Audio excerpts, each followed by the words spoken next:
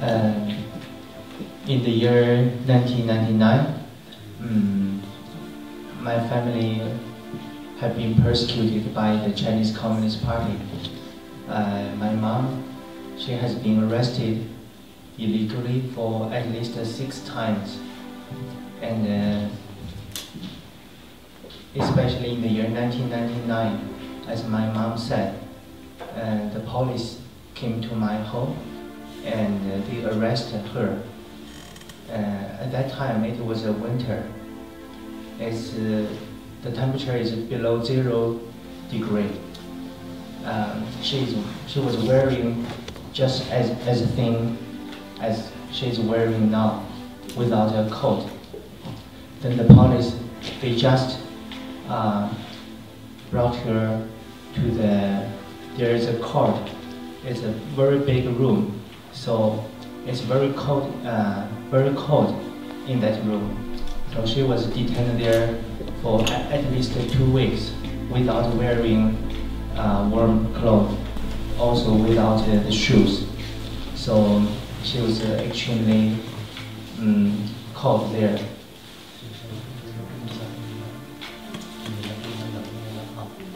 So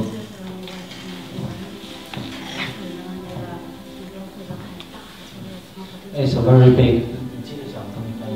very big room, and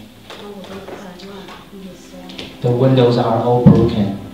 It's like a big meeting room. She's wearing just like this.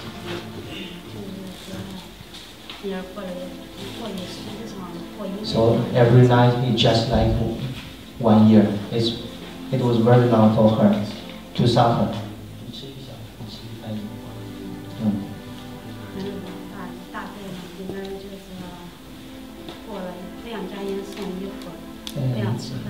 The family members were not allowed to send her clothes. It's around 15 days. Then she was released. Why did you get arrested? What's the reason? Just because she practiced Falun Gong. They use this way to force you to give up your belief. If you don't, then they use this way as to torture you to give up.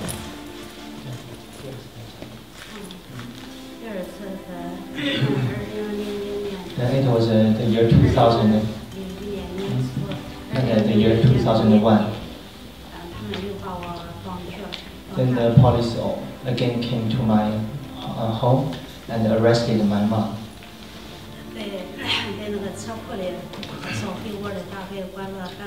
It was around another 2 weeks in the cold room. Then they transferred my mom to the detention center.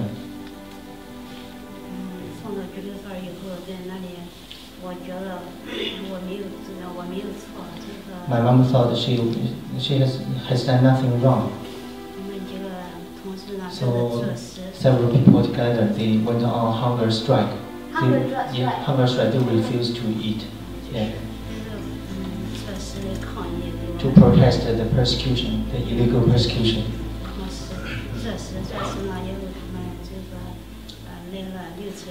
Then 6 or 7 police came. The first feeding. What is force? Around 6 people, 2 people drag her hairs. Yeah.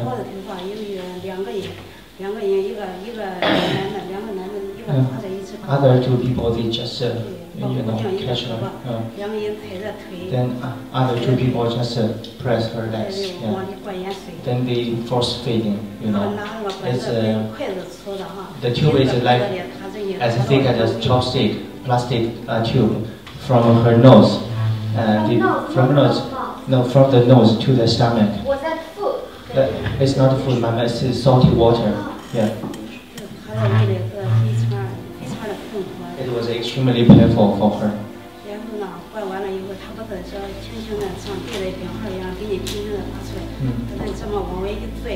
after the first feeding, it's not like a gently take out, it's just forcefully take and then blood pour out.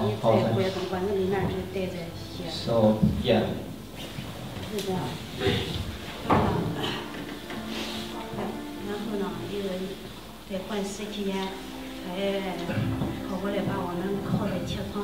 And also the policeman, fasten her body on the window of the detention center. Yeah, on the window. We use handcuffs, handcuffs. She was very weak. 6 Falun Gong practitioners were detained in the same room. The handkerchief was there. It's like this.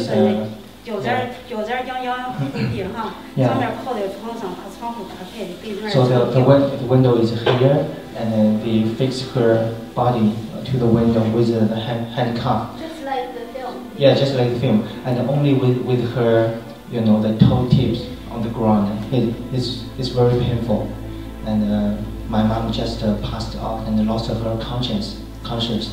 Then these people let her down.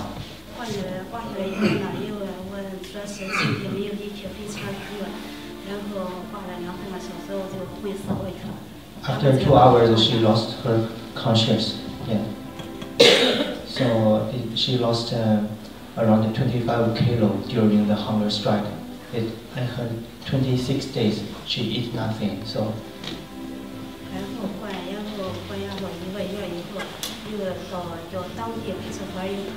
After 1 month in the local police station, the police station took her from the detention center again to the police station, and then continued the detention there.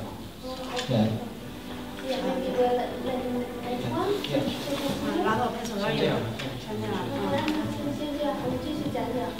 Okay, so that was for her belief of. Yes, it's a part of the story. Yeah, okay. And George, please tell your story, what you have seen Okay. there a long time. What she was saying exactly, I know what she has gone through, because it's very normal procedure. They did the same thing with me also. It's sitting in the court. There's a chair with a belt around the waist. So exactly without any clothes. I mean, one shirt. Yeah, okay. Okay, one shirt and trousers I had. So it was month of October, and it was very cold. Exactly, one room, it's outside of the building. So I had to sit on that chair, and it was closed. It was impossible to move. So they were taking me purposely before they bring the breakfast, so-called breakfast, we can say. And they were taking me back nearly 6 or 7 after they had served the dinner. So they were doing purposely so I could not eat anything, and I was in the cold. So after a few hours, one is losing, his conscious. One doesn't know what is happening. So I knew that they were putting me in the cell. So it was nighttime, everybody had eaten the dinner. Hanging from the window, that is very normal thing what they are doing. So they will do it 24 hours or for 2 days, 3 days. There are some common tortures which they are using. And why they took her back to the police station and they brought her, I know it very well also. Because in the year 2004 from United Nations, there was a complaint to the Chinese authorities that many people that have been detained without any charges. So they started checking the detention centers. They found nearly, if I'm not mistaken, nearly 10,700 or 800 people who had been sitting in the detention center without any charges, and the highest was one person, 25 years. He was in detention center without any charges. So why they took her to the police station? So there was new regulation in year 2004 that if somebody is being held in the detention center in 33 or 37 days, they have to make charges. So why they had taken her to the police station? So it will not come over that 33 or 37 days. It's a role. Yeah, so what she explained, you can tell your mother also. What she explained exactly, I know what she had gone through. Thank you, George. But tell us a bit about you. I mean, I know you speak perfect Swedish and you're from Sweden. You have to excuse me because I will speak English, yeah. So he can translate also for his mother. I was arrested in year 2003. So I was doing business in China. And to do business in China, one had to have contacts. And the contacts, it had to be from the party. So I was having a very good contact in the party. He was a very old friend who advised me that if I come to China, so we can do business, because those days China, it was, we can say, closed.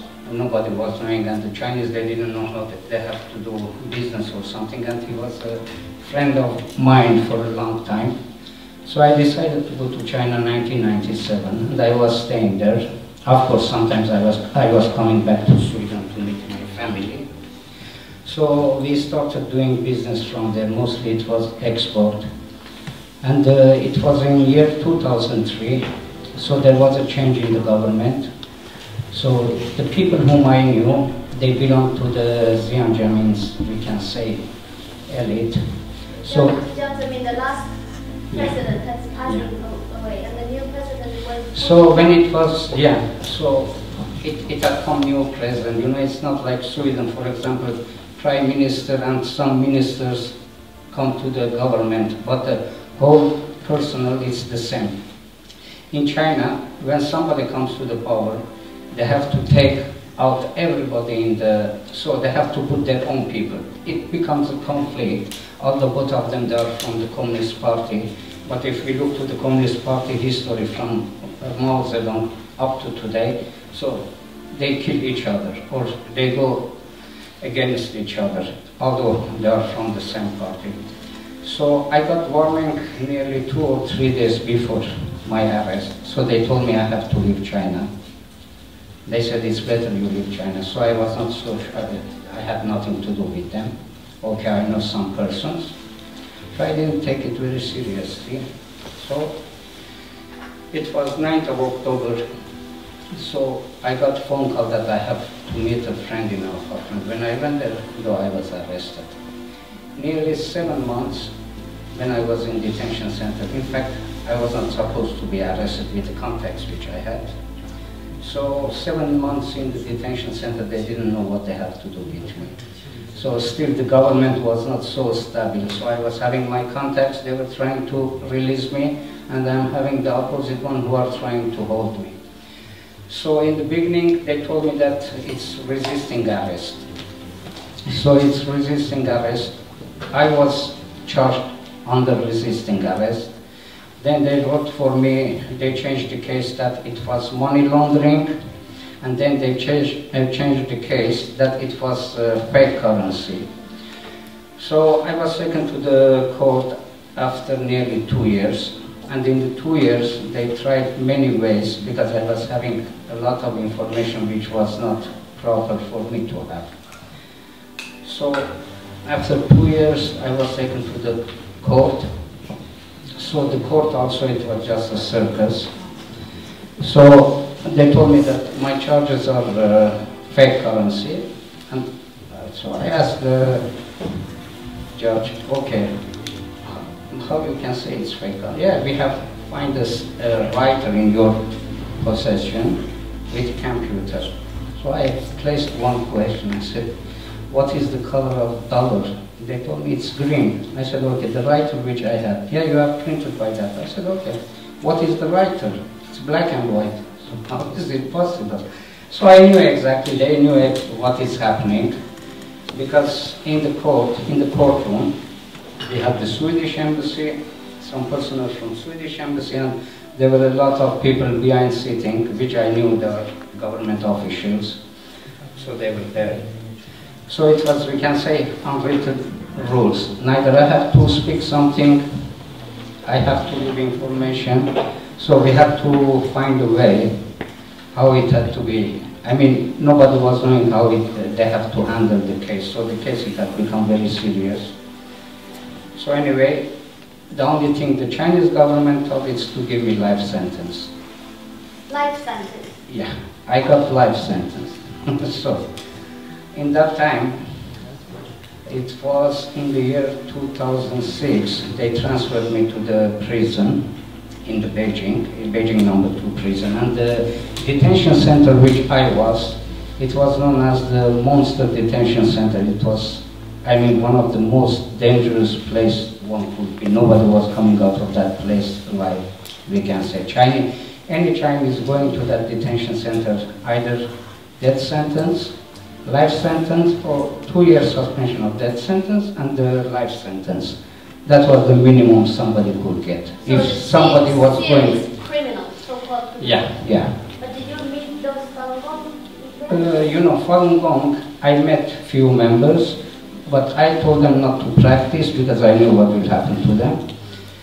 Year 2004, they started dividing Falun Gong members from foreigners because we were the only people who could have little contact with outside world, with the embassies. So they were very scared that we will pass information to the embassy. So they decided to remove Falun Gong members from foreign section. Foreign section, it was just one corridor with 10 rooms.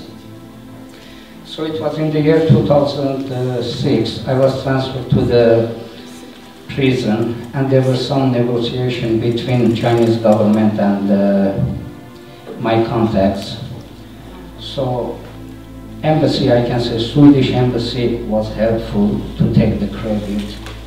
So in the end they decided 2010, after a lot of negotiation. Of course, in the beginning my own contact wanted $2 million from my family to release me. What? $2 million, yeah. And your own friend, my own contact, who is not the third most powerful person in China, it is Wang Qishan.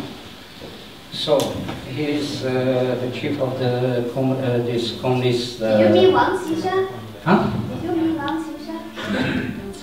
So they made a meeting in Thailand. Swedish envoy from his side, he had traveled to Thailand, and it was my wife and cousin who traveled there to Thailand, and they talked to each other how they have to release me.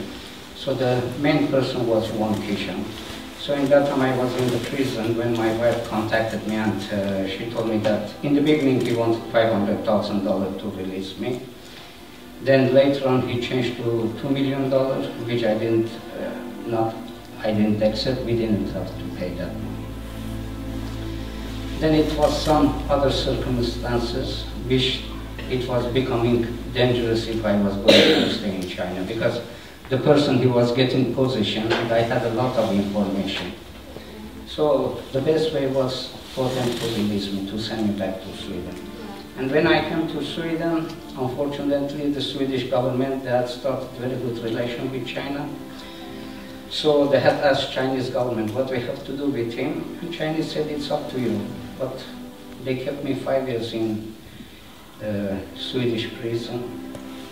And while I was coming out, once in 2 weeks to meet my family, I was being followed by Swedish police. They were listening my phone calls, everything on Chinese account, which I took the case to the court, and it was, I won the case against the police. Of course, they blamed prison administration. It was not the work of prison administration, it was the work of police and government. It's not surprising, the Swedish government? It is, we have to accept the fact, because Swedish government now is having very good relation with China, and especially Wang Qishan, he is the main person, I mean, in contact with Chinese, with Swedish government.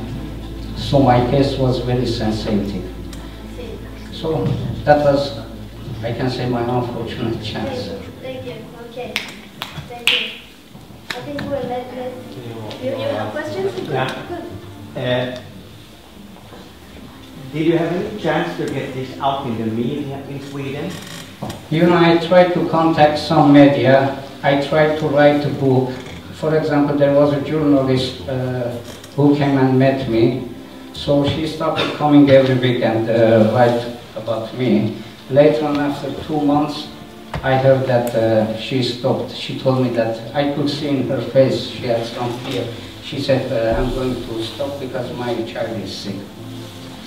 I was having some contacts in the Swedish parliament and especially in Vänster Party. So they wanted to take up my case in the parliament.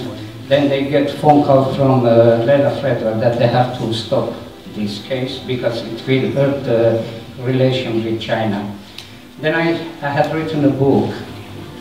I sent it to many places in Sweden. One after each other it was rejected. In the end I knew that they will not print this book in Sweden, so I printed it in England. Have you given up the opportunity to find some reporter or journalist with integrity? Believe me, I did everything possible. I did everything possible, but nobody was going to write about what the about case. the From Masanjia? I contacted them. You did? My family contacted them, and I was having from Uppdragsgranskning Nils, Mr. Nils. So he wrote, the first magazine which wrote about my case, it was Focus.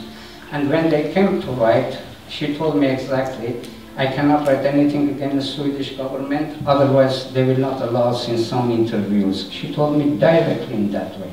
Wow. So, I read your story in Epoch Times though. Epoch Times, they wrote it, yeah.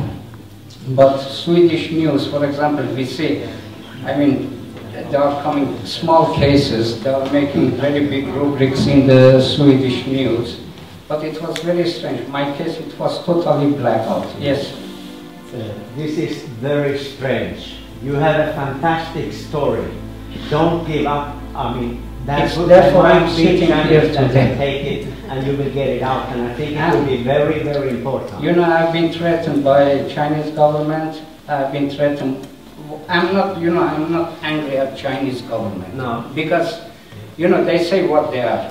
What I'm angry mostly is the Swedish government. Because I was never expecting that Swedish government will behave in this way. Yeah. I mean, they will treat their own citizen in this manner. I mean, just if we look to the recent problem, the Swedish ambassador. Yeah. What, for example, and you know, I was reading in the news, she has been fooled by a businessman. Yeah. For God's sake, we know the protocol of international protocol and these things. This is, you know, they can fool ordinary people, but we know exactly what's happening. Well, all right. I mean, whatever is the actuality. I mean, don't give up until you have your story out nationally in Sweden. Yeah, it would be very important for both Sweden and the whole Europe. You know, Yes. I think I was the first European who could come out of that place and say everything what he has gone through. That's right. You have a very important job, George. Yeah. Thank you. Yeah, I think we have still a little time. I would like Liu Min tell us shortly, because I think you have come out of the forced working labor 2013.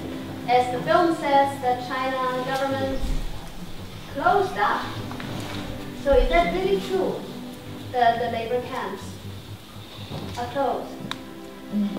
中国的劳教所，对法轮功学员残酷迫害被国际曝光以后，在国际上强大的压力下，中国政府不得不解除这种残酷的非法的劳教制度。但是呢，对法轮功学员的迫害并没有结束，正像影片上所说的，迫害更加隐蔽，有的就是继续被关入洗脑班，有的被就是被判刑的人数增加了。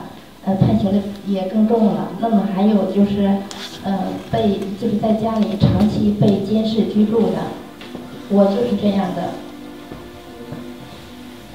She said the name of the labor camp was closed, but the actual thing is still happening. But it's just like showing in the film. It's more secret.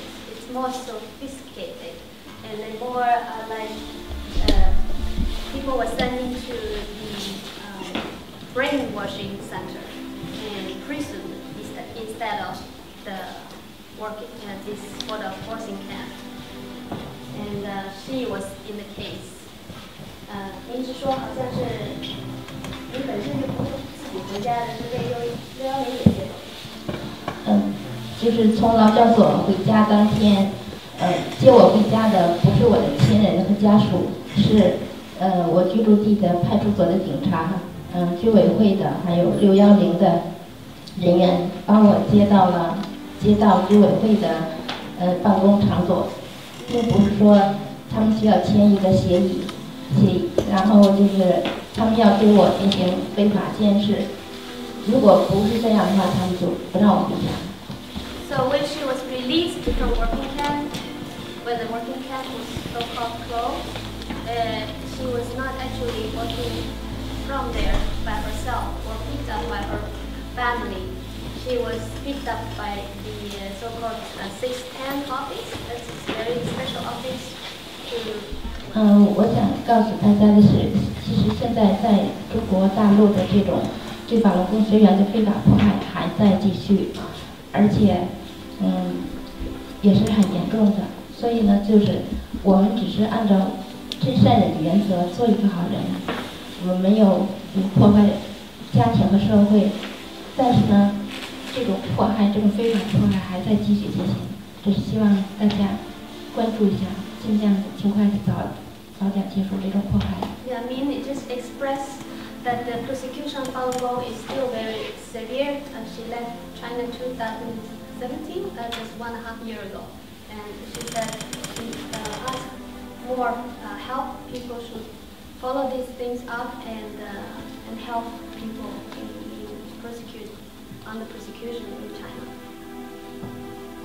从2013年到我来到瑞典之前，就是居住地的610警察和居委会的人就干扰骚扰我的生活，就达20多次，通过电话甚至进行拍照，而且说如果是不听他们的安排，他们可能随时就还要把我关起来。Okay, so this working camp, after its so-called end up, they went to her home at least 20 times after she left there. That was 2013. So until they left China in March 2017, so they came many times. And sometimes they just show up and they come in without any warning. They just take the camera and take photos and then check the apartments. Okay, continue. So you want to say something more? And then you end it up. Yeah. So what can we do about China? Yeah, what's Should the whole first discussion step could that be to not buy any Chinese products in Sweden anymore? I don't know. Maybe there are other ideas, but of course you get upset about these stories. Thank you very much for sharing your stories. I think they should go out all over in European countries to everybody. Yeah, I think so too. Over and over again until they understand the message in China. You cannot fiddle around with this anymore. It should be stopped. You agree? Yes. Good.